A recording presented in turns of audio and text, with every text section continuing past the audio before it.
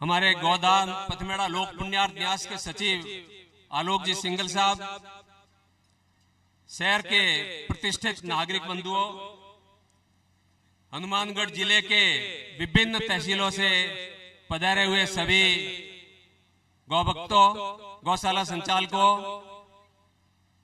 मातृशक्ति माताएं बहनें, प्रिंट और इलेक्ट्रॉनिक मीडिया के पत्रकार बंधुओं, सभी को सादर जय गौ माता, जय गोपाल। हनुमानगढ़ जिले में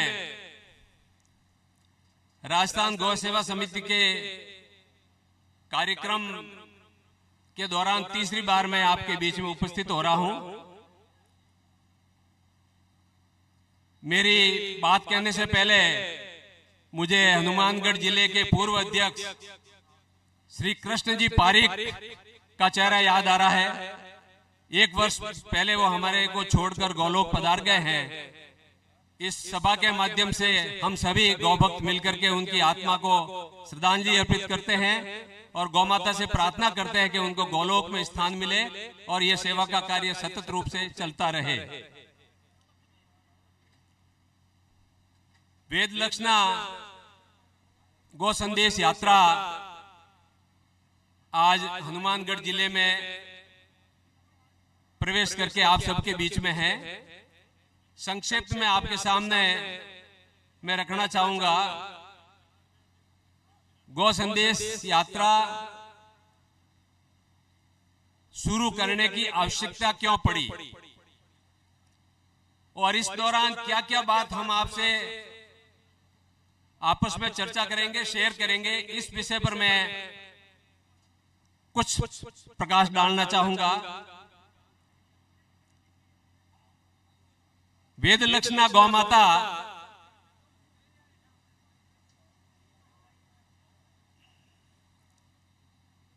आज स्थिति यह है हमारे बीच में, बहुत सारे लोग वेद लक्षणा गौ माता और अन्य गौ माता के बीच में फर्क भी नहीं जानते हैं। ये बात सत्य है। संकर गाय, जिसे हम जर्सी भी कहते हैं, होल्स्टीन भी कहते हैं, दूसरे अन्य कई नाम है। वेद लक्षणा गौ माता का स्वरूप कैसा है, इसका ज्ञान हमें होना जरूरी है, तभी हम सच्चे रूप से गौभक्त हैं। वेद लक्षणा गौ माता के गले में गल कंबल लटकती है और पीठ पर कुकुंद थुम्बी होती है। यही सबसे बड़ा अन्य गायों के बीच में और गौमाता के बीच में अंतर है। इसकी जानकारी हमको होनी चाहिए। गौमाता की सेवा के लिए नहीं भी चला रहे, आज पधारे हैं। गौमाता का संरक्षण सही रूप से तभी संभव है जब हम सभी गौमाता द्वारा उत्पादित पंचगव्य का उपयोग हमारे दैनिक जीवन में करेंगे। आज की जो स्थिति है, कई परिवार ऐसे हैं जो देसी गाय का दूध बेचते हैं और जर्सी का दूध घर में लाते हैं। सबसे पहले हमारा यह संकल्प हो कि हम गौमाता के गव्य, दूध, दही, घी, छाछ का प्रयोग करें। जब हम इसका प्रयोग करेंगे तो मार्केट में आवश्यकता बढ़ेगी और आवश्यकता बढ़ेगी तो गौपालक किसान गाय को रखना शुरू करेंगे। गाय का संरक्षण होगा, संवर्धन होगा। गाय जो आज 2-3 लीटर दूध देने वाली है, वो गौमाता 5, 7, 8 लीटर दूध देना शुरू करेगी। काश्तकार के लिए भी मुनाफे का सौदा होगा और हम सभी लोगों को शुद्ध आहार मिलेगा। शुद्ध आहार के बिना न तो हमारा स्वास्थ्य अच्छा रह सकता है और न ही हमारे विचार अच्छे रह सकते हैं। और विचार अच्छे नहीं रहेंगे तो कुविचार के कारण विभिन्न प्रकार के अपराध वृत्ति में बढ़ोतरी होती है। हमारा ये निवेदन है, हम ये संदेश देना चाहते हैं इस यात्रा के माध्यम से कि जब तक हम गौगव्यों का उपयोग दैनिक जीवन में नहीं करेंगे, गौ व्रत धारण नहीं करेंगे, तब तक गाय का संरक्षण बहुत ज्यादा तरीके से संभव नहीं है। गाय का घर गौशाला नहीं है।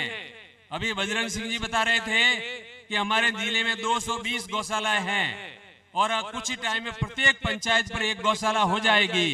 गौशाला तो आपने खोल दी है, लेकिन जब तक गौशाला संचालक, उसके द्वारा जुड़े हुए परिवार गौ गवियों का उपयोग दैनिक जीवन में नहीं करेंगे, तब तक गाय का पूर्ण रूप से संरक्षण नहीं है। केवल उसका पेट भरना ही संरक्षण नहीं है, गाय का संवर्धन हो। और हमारा ये संकल्प लें, गौ व्रत धारण करें कि जहां कहीं भी जाएंगे लू की रोटी खा लेंगे, दूसरा घी प्रयोग में नहीं लेंगे। दिन भर चाय नहीं मिलेगी तो कोई बात नहीं, गाय के दूध की चाय पिएंगे। ऐसा संकल्प लेंगे, उस दिन गाय का संरक्षण कोई नहीं रोक सकता। तो ये इस मंच के माध्यम से आपके सामने ये बात रखना चाह रहा हूं कि इस सभा में जो भी आज बैठे हैं, विशेष रूप से माताओं से अनुरोध है, आप अपने बच्चों को, जो नई पीढ़ी आने वाले 10-15 साल में मैदान में होगी, उनका स्वास्थ्य अच्छा रहे, विभिन्न प्रकार की बीमारियां उनको नहीं घेरे, उसके लिए आहार उनका अच्छा होना चाहिए और वो आहार आप ही दे सकती है। माँ का दूध छोड़ने के बाद में विभिन्न प्रकार के बर्गर, पिज्जा वगैरह वगैरह खा के बच्चे खराब हो रहे हैं, उनकी बुद्धि खराब हो रही है। तो इस मंच के माध्यम से हमारा ये संदेश भी है कि हमारे परिवार की आने वाली संतान सुदृढ़, सुविचार वाली हो तो ऑटोमेटिकली देश में शांति होगी, विवाद कम होंगे। तो इस यात्रा का एक उद्देश्य यह भी है, इस यात्रा का यह भी उद्देश्य है कि इस धरती का पोषण, धरती की खुराक क्या है। हमारी खुराक तो दाल, रोटी, सब्जी, जो कुछ भी हम लेके हमारे शरीर को जिंदा रख रहे हैं, चल रहे हैं, घूम रहे हैं, काम कर रहे हैं, लेकिन धरती जो अन्न उपजाती है, हमारा भरण पोषण करने के लिए सामग्री उपलब्ध करवाती है, उस धरती को आप क्या खिला रहे हो। विशेष रूप से आपका जिला जो अनाज उत्पादन में अग्रणी भूमिका में है, आप और गंगानगर राजस्थान में सब इस धरती माता को जहर खिला रहे हैं। तो आप क्या सोचते हो, धरती माँ का जहर खाकर अमृत देगी? कल्पना करना भी बेईमानी होगा। जब तक धरती माता का पोषण आहार शुद्ध नहीं होगा, गौमूत्र और गौमय, गोबर का खाद नहीं होगा, गाय के गोबर का, तब तक आप उससे उम्मीद मत करो कि आपको अच्छा अनाज और सब्जियां मिलेगी। ये भी संकल्प आपको लेना होगा कि आपके खेत में आप गोबर डालेंगे, गौमूत्र डालेंगे, जो अनाज पैदा होगा आज की तारीख में है, आप अपने घर में, अपने खेत के लिए, कम से कम अपने खाने के लिए तो शुद्ध आहार पैदा करें। ये भी इस यात्रा का एक उद्देश्य है। प्रकृति का संवर्धन, प्रकृति के खिलाफ पिछले 70 साल से हम लड़ रहे हैं। प्रकृति का सर्वनाश कर दिया है। जहाँ जंगल थे वहाँ खड्डे हो गए हैं, पहाड़ खत्म हो गए हैं, नदियां खत्म हो गई है, तालाबों में पानी नहीं है। चूंकि आपके यहाँ नहर आती है, इसलिए आपकी स्थिति थोड़ी भिन्न हो सकती है। पश्चिमी राजस्थान की हालत बहुत खराब है। प्रकृति के साथ भी हम समझौता नहीं कर रहे हैं। प्रकृति और पर्यावरण हमारे जीवन के मूल आधार है। बात कहने में बहुत सरल है, आपको लगता होगा कि रघुनाथ सिंह क्या बोल रहा है, लेकिन जब तक आप इसको धारण नहीं करेंगे, इसका पालन नहीं करेंगे, 100, 200, 300 साल के बाद में मानव सभ्यता बहुत कमजोर हो जाएगी।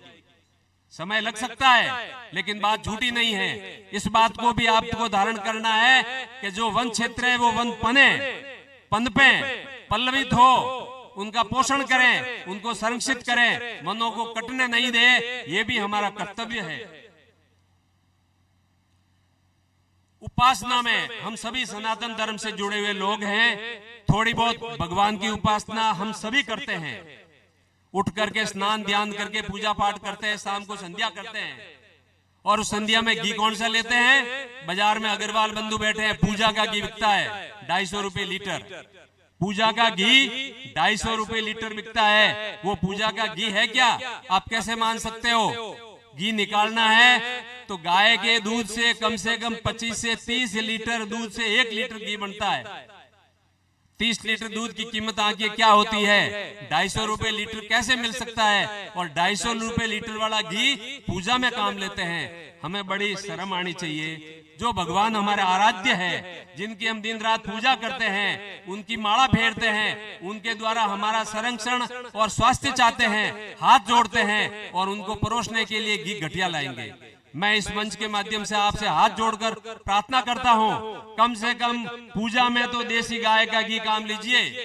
ये संकल्प तो आप लेके जाइए और संकल्प होना चाहिए। सनातन धर्म से जुड़े हुए हैं, हम क्या करने जा रहे हैं, कहां जा रहे हैं। भगवान कृष्ण को रोज हाथ जोड़ते हैं और घटिया घी का दीपक जलाते हैं। शर्मनाक स्थिति है। मैं आपसे करबद्ध प्रार्थना करता हूं कि आप इसका संकल्प लें और आइंदा ये बात नहीं हो, ये मन में धारण करके। गौ माता सड़क पर दुर्घटनाग्रसित होती है और साल में हजारों व्यक्तियों की बेसमय बेकारण मौत हो जाती है और गौ माता की भी मौत होती है, घायल होती है, सड़क पे पड़ी तड़पती है। हमारा ये कर्तव्य बनता है कि घायल गौ माता को कम से कम निकटतम गौशाला में पहुंचाए। और हमारी यात्रा का ये भी उद्देश्य है कि हर तहसील में, हर पंचायत समिति मुख्यालय पर गौ चिकित्सालय खुले। गौ चिकित्सालय खुलने जरूरी है, उसके बिना गाय का जो घायल गौ माता का इलाज कहाँ होगा। आप बिना इलाज के उसका मृत्यु हो जाएगी। जिस तरह से मनुष्यों के लिए 108 सरकार ने लगा रखी है, हमारा ये राजस्थान गौ सेवा समिति का एम्बुलेंस की व्यवस्था सरकार द्वारा करवाएंगे, जो घायल गौशालाओं को, गौ माताओं को गौशाला तक पहुंचाएगी। ये भी हमारा दायित्व होना चाहिए। गौ चिकित्सालय ज्यादा से ज्यादा खुले, इस बात का हमें प्रयास करना चाहिए।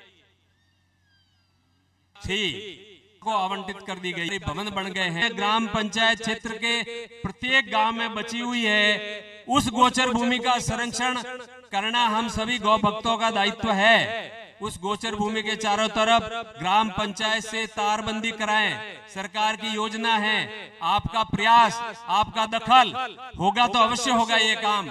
अगर आपको कहीं भी समस्या आती है तो आप अग्रणी भूमिका में जिला गौशाला समिति के कार्यकर्ताओं को अवगत करावे। हम प्रदेश के लोग आपके साथ आएंगे और गोचर का संरक्षण करवाएंगे। गोचर का संरक्षण होगा तो गाय खड़ी रहेगी, नहीं तो कहां खड़ी रहेगी। ये भी एक उद्देश्य है हमारी इस यात्रा का। और सबसे प्रमुख उद्देश्य, जिसके बारे में संक्षेप में आपको कह चुका हूं, जैसा खाओ अन्न वैसा होवे मन। खेत में जैविक खाद डालिए, जैविक उत्पादन करिए। साल 2 साल आपको कम उत्पादन मिल सकता है, लेकिन गोदाम पथमेड़ा आपको आश्वासन कर देता है कि आप जैविक प्रोडक्ट करें। कोई न कोई संस्था हम आपके पास भेजेंगे जो आपके उत्पादन को अधिक मूल्य देकर खरीदेगी। आप प्रयास करिए, आप मैदान में आइए, कोशिश करिए। कोशिश करने वाले की कभी हार नहीं होती है, और हारने वाला तो हनुमानगढ़ जिला है ही नहीं, नाम भी हनुमान है। और मैं आपकी शक्ति को याद दिलाना चाहता हूं, सभी संगठन जो जितने भी एनजीओ हैं राजस्थान में और भारत में, सब अपने अपने स्वार्थ के लिए लड़ाई लड़ते हैं। व्यापारी लड़ते हैं कि हमारा वेट कम होना चाहिए, हमारा जीएसटी कम होना चाहिए। सरकारी कर्मचारी लड़ते हैं हमारा डीए बढ़ना चाहिए, हमारा पे स्केल चेंज होना चाहिए। हनुमानगढ़ जिले के गौभक्त केवल गाय के लिए लड़े हैं। 2015 में केवल एक हनुमानगढ़ जिला था जिन्होंने अपने साथ हुए अन्याय के लिए सरकार से लड़ाई लड़ी। 52 दिन तक हड़ताल की, हनुमानगढ़ जिले का चक्का जाम कर दिया, सरकार को झुकना पड़ा। वो हनुमानगढ़ जिला है तो क्या आपको शक्ति याद दिलानी पड़ेगी। सरकार की योजनाएं हैं, गौशाला के लिए योजनाएं हैं, उसको संघर्ष के साथ लागू करिए। हम आपके साथ कंधे से कंधे मिलाकर खड़े हैं। राजस्थान गौ सेवा समिति के प्रदेश अध्यक्ष ने पथमेड़ा गोदाम महाराज जी ने राधा कृष्ण जी को भेजा था। दिनेश गिरी जी आए थे, मैं स्वयं आया था, कलेक्टर से मिले थे और आपकी बात को 52वें दिन मानना पड़ा था। आपको रोका हुआ अनुदान देना पड़ा था। साथियों, संघर्ष की जीत है। ये वो जिला है जिसने सरकार को झुकाया था। इसलिए मैं आपको ये निवेदन करना चाहता हूं कि हमारी यात्रा का जो उद्देश्य है वो पूर्ण करने में आप कंधे से कंधा मिला करके सहयोग प्रदान करेंगे। ये मैं आपसे अपेक्षा रूप में किसी संगठन की आवश्यकता होती है। गौशाला चलाना है, आपने कमेटी बनाई है, पंचायत चलानी है, वार्ड पंचों की कमेटी बनी है, नगर परिषद चलानी है, वार्ड मेंबर बने हैं। हमारे गौशालाओं की संस्था चलानी है तो हमारा जिला संगठन और प्रदेश संगठन मजबूत होना चाहिए। राजस्थान गौ सेवा समिति का गठन 2008 में हुआ था। समय कम है, संक्षेप में बात करूंगा। 2008 से लेकर आज तक प्रदेश कैबिनेट मिनिस्टर गौशाला के लिए जो हिंदुस्तान में कहीं नहीं है, केवल राजस्थान ही सौभाग्यशाली राज्य है जहां कैबिनेट मिनिस्टर बैठते हैं। गौशालाओं के लिए अलग से डिपार्टमेंट है, प्रिंसिपल सेक्रेटरी है, डायरेक्टर है। हम उनसे बात करते हैं और पिछले 5 साल में कितने काम करे हैं आपको गिनाने की आवश्यकता नहीं है। और तो और वर्तमान में जो मुख्यमंत्री है, इनकी सहृदयता, गौ भक्ति की भावना बहुत है। राजस्थान गौ सेवा समिति के प्रदेश नेतृत्व में दिनेश गिरी जी के सानिध्य में, गौधाम पथवेड़ा के मार्गदर्शन में हमने मुख्यमंत्री जी के सामने 1 साल पहले निराश्रित गौवंश के संरक्षण के लिए बात रखी थी। किसी न किसी रूप में आप हमें अनुदान भी दे रहे हैं, अन्य योजनाओं में बायोगैस वगैरह का काम भी हो रहा है, लेकिन जब तक निराश्रित गौवंश का कोई न कोई व्यवस्था नहीं होगी तब तक गौवंश का संरक्षण सही रूप से नहीं हो पाएगा। मुख्यमंत्री जी ने आश्वासन दिया था कि हम आपका काम करेंगे, हम सोच रहे हैं, बजट की व्यवस्था कर रहे हैं। उन्होंने बजट प्रावधान भी किया, बजट का एलोकेशन किया और अभी 1 महीने पहले गौपालन विभाग ने निराश्रित गौवंश नंदियों के लिए प्रत्येक पंचायत समिति स्तर पर नंदीशाला खोलने के लिए आदेश किए हैं। ये निराश्रित गौवंश के संरक्षण का पहला पायदान है, पहली सीढ़ी है। हम सरकार का स्वागत करते हैं, सरकार को आश्वासन देते हैं कि हम इतनी नंदीशालाएं प्रत्येक पंचायत समिति खोलेंगे। कठिनाई आएगी उसके लिए हम लड़ेंगे, कानून में कोई बाधा होगी हम निराकरण कराएंगे। आपसे सहयोग ये है कि पंचायत समिति पे नंदीशाला खुले, जो गौशाला इसका संरक्षण कर सकती है और भी नंदीशाला खोले। हमारा प्रयास है प्रत्येक पंचायत स्तर पे नंदीशाला और गौशाला खुले, तो निराश्रित गौवंश सड़कों के घूम रहा है, दुर्घटनाग्रस्त हो रहा है, उसमें रोक हो जाएगी। ये भी हमारा अगला एजेंडा है। अभी हाल ही में कुछ समय से कुछ अनुदान की समस्याएं आ रही थी। आपके जिले से भी एचरा जी, बजरंग सिंह जी, सारिया जी ने कई बार हमसे कहा कि ये व्यवहारिक कठिनाई है, अनुदान के बिल में ऑफिसर्स ज्वाइंट डायरेक्टर लेवल से हमको खूब परेशानी हो रही है, दिक्कत आ रही है। हमने राजस्थान गौ सेवा समिति ने प्रदेश अध्यक्ष दिनेश गिरी जी के नेतृत्व में गौपालन मंत्री जी से बात की, उनको पूरा समझाया, एक एक बात को कानूनी बिंदु से और व्यवहारिक बिंदु से समझाया कि ये आपको करना ही पड़ेगा, नहीं करेंगे तो आपको तकलीफ आएगी। हम तो तकलीफ देंगे ही देंगे, लेकिन गौमाता भी तकलीफ देगी। मंत्री महोदय सहृदय व्यक्ति है, उन्होंने कहा क्या क्या काम होना मुझे बिंदुवार समझाओ। हमने उनके आवास पर जाकर बैठक की, वो हमें 12 ले गए उनके जिले में, वहां राजस्थान गौ सेवा समिति की बैठक की और उस बैठक में जो निर्णय लिए वो मैं संक्षेप में आपके सामने रख रहा हूं। ये आदेश जारी हो चुके हैं। पहले बाध्यता थी कि 200 से कम गौवंश वाले को अनुदान नहीं मिलेगा, उसको घटाकर 100 गौवंश कर दिया है। किसी भी गौशाला में 100 गाय होगी उसको अनुदान 6 महीने का मिलेगा। दूसरी बाधा थी कि 2 साल रजिस्ट्रेशन हुए होने के पश्चात अनुदान दे था, यानी आज कोई नई गौशाला खुली है तो 2 साल तक उसको कोई सहायता राशि नहीं मिलती थी। इस आदेश को संशोधित करके 1 वर्ष कर दिया है। 1 वर्ष पुरानी गौशाला है उसको अनुदान मिलेगा। नंदीशालाओं के लिए 9 महीने के अनुदान की हमने घोषणा करवाई है। हमारा प्रयास है कि 12 महीने का नंदीशालाओं के लिए अनुदान मिले, ये हमारा प्रयास रहेगा, लेकिन 9 महीना भी कम नहीं है। नंदीशाला निर्माण के लिए 1,57,00,000 रुपए का बजट है और राजस्थान पहला राज्य है जिन्होंने वित्त विभाग के नियमों को ताक पे रखकर माननीय मुख्यमंत्री महोदय ने नंदीशाला निर्माण के लिए, पत्रकार जी ध्यान दें, 1,57,00,000 रुपए का खर्चा गौशाला की समिति करेगी।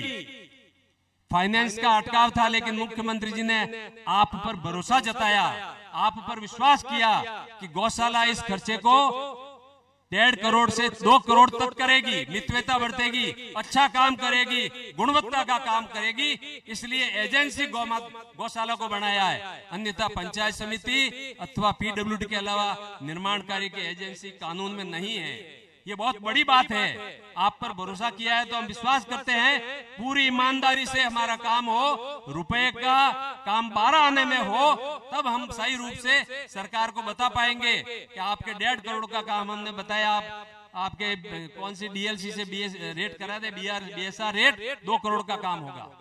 ये सरकार ने हमारे पर विश्वास किया है, इस विश्वास पे हमको खरा उतरना है, ये कोशिश करनी है। इसके लिए एक टेक्निकल असिस्टेंट आपको रखना होगा, एएन जेएन रिटायर्ड व्यक्ति जो सिविल इंजीनियर है उसको आपको रखना होगा ताकि आपका काम आसानी से हो जाए। बिल पेश करने के लिए आपको बिल की कॉपी पेश करने की जरूरत नहीं है। ध्यान से सुने गौशाला संचालक, बिल की एक इकजाई सूचना बनेगी। बिल का नंबर, दिनांक, चारा की मात्रा, चारा की दर, कुल राशि क्या हुई, ऐसी लिस्ट बन के वो list hard copy online application invite होगी, उसमें बिल की लिस्ट जाएगी। प्रपत्र 5 स्टॉक रजिस्टर गौशालाओं का चारे का और कैश बुक की कॉपियां देने की जरूरत नहीं है। इन सबको सुरक्षित रखना है। जब भी ऑडिट आएगी, चूंकि हम सरकार का पैसा ले रहे हैं, इसलिए सरकार की एजेंसी ऑडिट करेगी। जिस गौशाला की ऑडिट होगी उसको बिल बताने पड़ेंगे, कैश बुक बतानी पड़ेगी, इसलिए इसको आपके पास में सुरक्षित रखे। पशु आहार, पौष्टिक आहार जो खरीदते थे, सरकार का राइडर था कि आप सरस डेयरी से या राजफेड से ही खरीदोगे। अभी ये निर्देश है कि अनुदान अवधि में यदि आप पौष्टिक आहार खरीदते हैं तो मार्केट से अच्छी क्वालिटी का कम दर का खरीद सकते हैं, उसका बिल आपका नहीं रुकेगा। ये भी सरकार ने आदेश कर दिए हैं। इतने सारे आदेश किए हैं। मैं आप सभी गौभक्तों के माध्यम से हमारे गौपालन मंत्री और माननीय मुख्यमंत्री महोदय का इस मंच के माध्यम से आभार प्रकट करते हैं और ये उम्मीद और विश्वास आपके भरोसे पे उनको दिला रहे हैं कि आपके दिया हुआ एक एक काम सही रूप से होगा, कानूनन होगा। और ये उनको बता भी रहे हैं कि हमारी शेष मांगों पर आप समय रहते बात नहीं मानेंगे, आदेश नहीं करेंगे तो हम संघर्ष से भी पीछे नहीं रहेंगे। और अगर संघर्ष करने की आवश्यकता पड़ी तो मैं आपसे कहूंगा कि शुरुआत हनुमानगढ़ से करेंगे। मेरी वाणी को संतों के चरणों में अर्पित करते हुए मेरी वाणी को यही विराम देता हूं। सभी को सादर जय गौ माता, जय गोपाल।